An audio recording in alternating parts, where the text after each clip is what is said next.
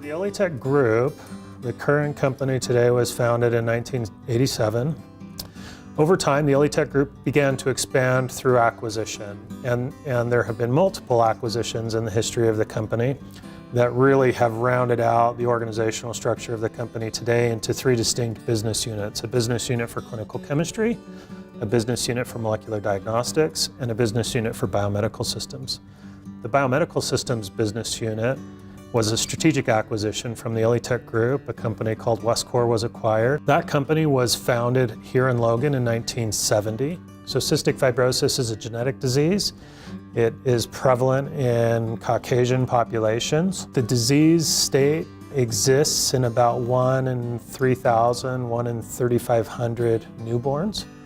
And those are screened generally through a newborn screening process, and those that have screen positive are then tested with one of our devices, which is either the Nanoduct system or the Macroduct or the Macroduct Advanced system, using what's known as a traditional sweat test. The sweat test then is used to collect a sample of sweat from a patient, and then that sweat sample is subsequently analyzed to assess chloride levels in the sweat. For cystic fibrosis, the ELITechGroup was among the first to commercialize a sweat test in a more controlled way. The Macroduct system was introduced into the market in the late 1970s. Today, the ELITechGroup is the only company that has an FDA-approved device to measure chloride ions, specifically for sweat, for cystic fibrosis diagnosis, and is the only company that I'm aware of around the world that has a commercially available device to do iontophoresis and sweat collection that's cleared by all the various regulatory bodies around the world. My name is Joe Elzen. I'm a clinical laboratory scientist. I work for Ochsner LSU in Shreveport, Louisiana. I can do anywhere from 1 to 4 sweat tests per day. Each of them take about 2 hours. Accurate results are absolutely the top priority. The only one we administer for cystic fibrosis detection is the gold standard sweat tests. We used to do a gauze-based Gibson and Cook test, but sometimes it was hard to reproduce, especially when you had people who were not well trained.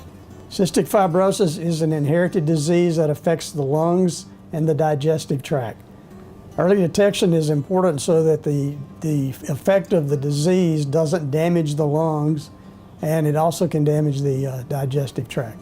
Some of the symptoms are common symptoms. Asthma-like symptoms, difficulty breathing, respiratory failure, gastrointestinal symptoms of diarrhea alternating with constipation.